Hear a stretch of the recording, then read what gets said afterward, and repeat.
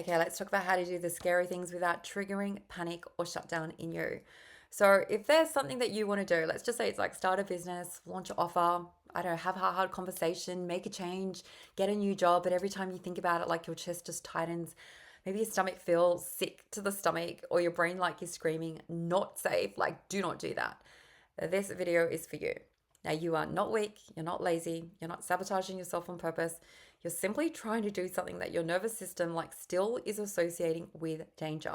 And so I'm going to show you how to do the scary things without triggering panic or shutdown in you. And the first truth we have to start with, and most people never hear this, is that you cannot logic your way out of the fear that's stored in your body. Your mind might want to say, well, I want this, but I want that thing. But your body's still going to say, but it's outside my comfort zone. There is a mismatch between the desire and the safety that is going to create panic and paralysis and procrastination in you. If it's outside your comfort zone, it is very normal to feel scared. And so once you understand this, the fact that you're scared, there's nothing wrong with you. You were just a human, a normal human with a human brain. Okay? But by avoiding the things that are scary, that are required for us to achieve our goals, if we don't face our fears, if we don't learn to face them with lots of courage, what's going to happen is that you are going to stay small.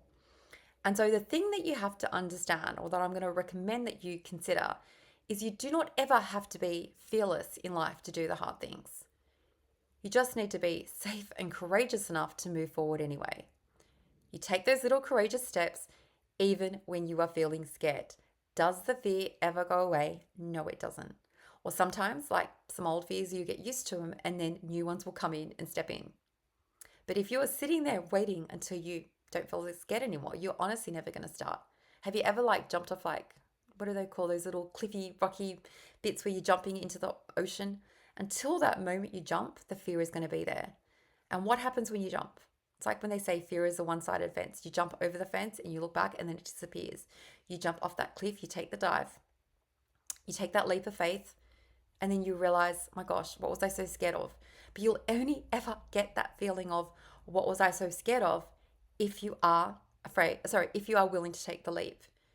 If you wait until you don't feel scared, you're never going to start. And so you got to learn to move through, okay, at a pace that honors your own unique season in life and nervous system. And when you do that with lots of loving compassion for yourself, everything changes. Because one thing that I love is the fact that fear and excitement live in the same part of our brain. And the difference is just simply the way that our mind or body interprets that sensation. So knowing that, you can be scared and you can be excited, and physiologically it's going to feel exactly the same. Okay? But when your brain is sensing risk, if you're telling the story, well, I'm scared right now, this is terrible, what do you think your brain's going to do? Okay, it's sensing risk, something new, and it's going to flip into protection mode. And so you're going to either fight, okay, when it thinks that you can win, or it's going to flight, it's going to escape when it thinks that you should escape, or it's going to freeze and fawn when it thinks it can't do either. And that's why sometimes we go totally blank before we go ahead and do something really important, like go on stage, give a speech, over apologize, or suddenly we feel really tired. Okay, we're tired. It's like, oh, time to take action. Oh my gosh, I need a nap right now. This isn't self-sabotage. The things that I mentioned, fighting the thing that you need to do, flighting, running away from it, or freezing and fawning and just your mind going blank. And this is your body, just your brain protecting you. So the goal is not to push harder through the fear. It's to teach your mind and your brain that this kind of fear isn't fatal. It's just normal. And it's part of the journey of growth. And so some little mindset shifts I want to recommend that you embrace while you are doing the scary stuff is understand that your fear is normal while you're expanding. Fear is normal while you're expanding. You're not failing in any way. Okay? If anything, the fact that you're experiencing fear right now means that you're willing to do something new.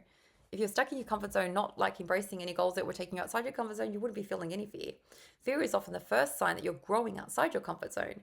It's your body noticing the stretch. Okay? It's not a warning to stop. The next is safety is not the absence of fear. It's a presence of support. Okay, you don't have to ever eliminate fear before acting because you never will. It's always going to be around.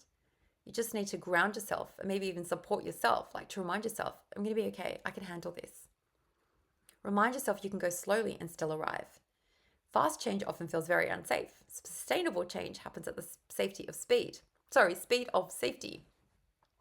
So I always say, one small doable action at a time. Do it consistently. Okay? And true courage isn't about hype or adrenaline. It's just doing like regulating yourself enough that you can move forward without collapsing. Go surely and slowly. And every time you do something scary, like when you match it with self kindness, you rewire your brain. It's all about how you speak to yourself while you're doing it. Every gentle success tells your brain, look, I did that and I survived. My gosh, I can do it again. You're still going to feel scared. The fear never goes away. But discomfort is not danger. Now, the body is going to confuse it. Just be giving you a heads up. But remind yourself, a racing heart can also mean you're excited. Okay, it's part of the package. But preparation builds calm. Whenever you like break a big leap into micro actions, which I always talk about, like tiny little baby step, your body has time to catch up emotionally to your goals. So just take it nice and slow. And so how do you, do the scary stuff without burning out, freaking out? Name that fear, acknowledge it. Just say right now, okay, I'm scared people are going to judge me. Just labeling that fear takes it out of the shadows, lowers the intensity, and sort of removes a bit of a sting. That's what I'm scared of. I'm just going to acknowledge it. The next is regulate first and then act. Okay, don't ever force action when you're feeling like all weirdo. Pause, breathe, step outside, stretch, calm yourself down before you move. A calm body makes those brave decisions so much more possible. The next is shrink the goal, not the dream. Shrink the goal, not the dream. If a full step feels like truly terrifying, break it into something so small that your brain can get on board with that. It's like, okay, it's still scary, but it's smaller. So instead of recording 10 videos, like open up your notes app and write a title. You can do that, can't you? You can write a line. You can say a sentence. You can do those little tiny bits. And then anchor after action, which means that when you are doing the scary thing, you celebrate it, not performatively, but just in your body, feel it. My gosh, I did something scary. Good on me. I literally always say to myself, good on you. Good on you. You did a good thing. Remind yourself, just like you would applaud and cheer on a kid that's doing well, just for trying, say it to yourself. Now, your challenge for this week is this. Think of one thing that you have been avoiding, whether it's like big or small, but as long as it feels scary, and ask yourself, what's a tiny 10-second version of this action, okay, that would feel really manageable today? Okay, maybe it's like downloading an application form, saying what you really think in a safe conversation with someone that you trust. Do that small thing, not to impress anyone, but to remind your body that expansion can feel safe. And if this has resonated with you and you want a gentle roadmap to help you take more aligned action without pressure or panic, I've created a free guide, the 5 thought shifts for you